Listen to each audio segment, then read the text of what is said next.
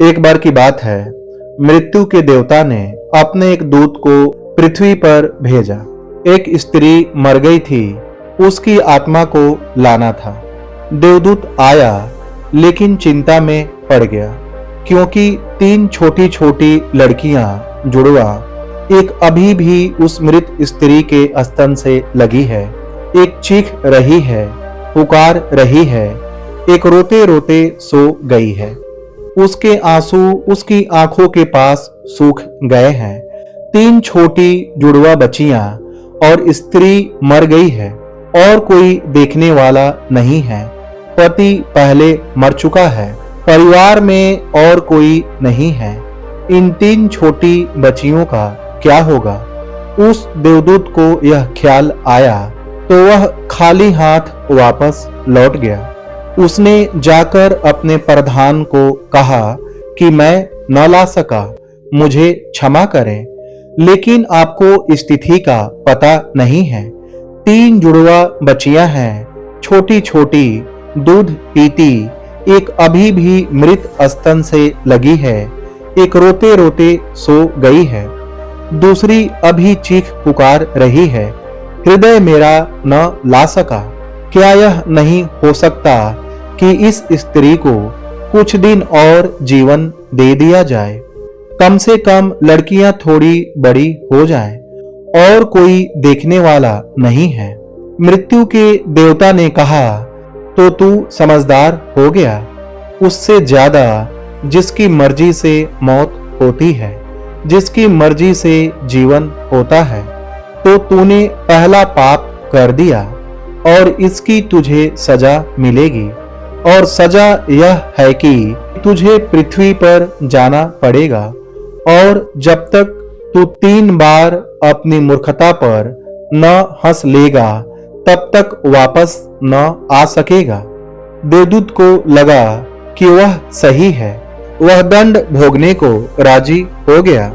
लेकिन उसे लगा कि सही तो मैं ही हूं, और हंसने का मौका कैसे आएगा? उसे पृथ्वी पर फेंक दिया गया। एक मोची सर्दियों के दिन करीब आ रहे थे। वह बच्चों के लिए कोट और कंबल खरीदने शहर गया था, कुछ रुपए इकट्ठे करके। जब वह शहर जा रहा था तो उसने रास्ते के किनारे एक नंगे आदमी को पड़े हुए देखा। यह नंगा आदमी वही देवदूत है जो पृथ्वी पर फेंक दिया गया था। वह ठंड से ठिठुर रहा था। उस मोची को दया आ गई और अपने बच्चों के बजाय उसने इस आदमी के लिए कंबल और कपड़े खरीद लिए। इस आदमी को कुछ खाने पीने को भी न था, घर न था जहां रुक सके। तो मोची ने कहा कि अब तुम मेरे साथ ही आ जाओ, लेकिन अगर मेरी पत्नी नाराज हो, जो कि वह निश्चित होगी, क्योंकि बच्चों के लिए कपड़े खरीदने आया था, वह पैसे तो खर्च हो गए। वह अगर नाराज हो, चिल्लाए, तो तुम परेशान मत होना, थोड़े दिन में सब ठीक हो जाएगा। वह मोची उस देवदूत को लेकर घर वापस लौटा। न तो मोची को पता है कि देवदूत घर में आया है, न पत्नी को पता है। जैसे ही मोची देवदूत को लेकर घर पहुंचा, पत्नी एकदम पागल हो गई, बहुत नाराज हुई, बहुत चीखी चिल्लाई, और देवदूत पहली दफा हंसा। मोची ने कहा, तुम क्यों हंसते हो?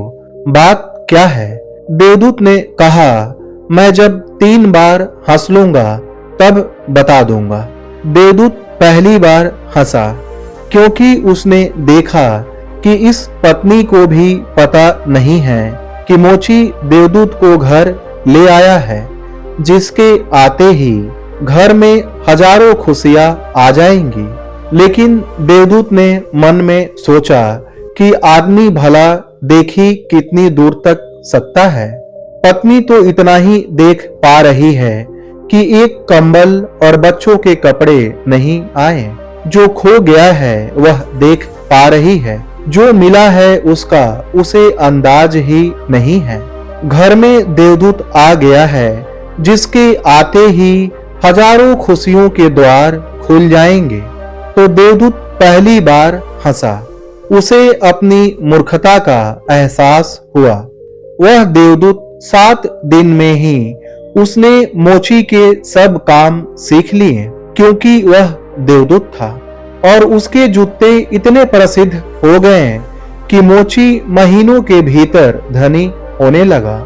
आधा वर्ष होते होते उसकी ख्याति सारी दुनिया में पहुंच गई कि उस जैसा जूते बनाने वाला कोई भी नहीं है, क्योंकि वह जूते देवदूत बनाता था। सम्राटों के जूते वहां बनने लगे। धन अपरंपार बरसने लगा। एक दिन सम्राट का आदमी वहां आया और उसने कहा कि यह चमड़ा बहुत कीमती है, आसानी से नहीं मिलता, कोई भूल चूक नहीं करना। जूते ठीक इस तरह के बनाने हैं, और ध्यान रखना जूते बनाने हैं, स्लीपर नहीं। क्योंकि राज्य में यह परंपरा थी कि जब कोई आदमी मर जाता तब उसको स्लीपर पहनाकर मरघट ले जाते। मोची ने भी देवदूत को कहा कि स्लीपर मत बना देना, जूते बनाने हैं, स्पष्ट आज्ञा है, और चमड़ा इतना ही है। अगर गड़बड़ हो गई तो हम मुसीबत में फंसेंगे। लेकिन फिर भी देवदूत ने स्लीपर ही बनाए। जब मोची ने देखे कि स्लीपर बने हैं तो वह क्रोध से आग बबूला हो गया। वह लकड़ी का डंडा उठाकर उसको मारने को तैयार हो गया कि तू हमारी फांसी लगवा देगा, और तुझे बार बार कहा था कि स्लीपर नहीं बनाना, फिर भी तुमने स्लीपर बना दिए। देवदूत फिर खिलखिलाकर हंसा। तभी सम्राट का आदमी भागा हुआ आया। उसने कहा, जूते मत बनाना, स्लीपर बनाना है, क्योंकि सम्राट की मृत्यु हो गई है। भविष्य अज्ञात है, सिवाय उसके और किसी को ज्ञात नहीं है, और आदमी तो अतीत के आधार पर निर्णय लेता है। सम्राट जिंदा था तो जूते चाहिए थे, मर गया तो स्लीपर चाहिए। तब वह मोची देवदूत के पैर पकड़कर माफी मांगने लगा कि मुझे क्षमा कर दो, मैंने तुझे मारा। पर देवदूत ने कहा, कोई हर्ज नहीं, मैं अपना दंड भोग रहा हूं। और वह पुनः दोबारा हंसा।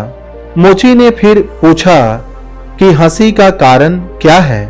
देवदूत ने कहा कि जब मैं 3 बार हंस लूंगा तो बता दूंगा।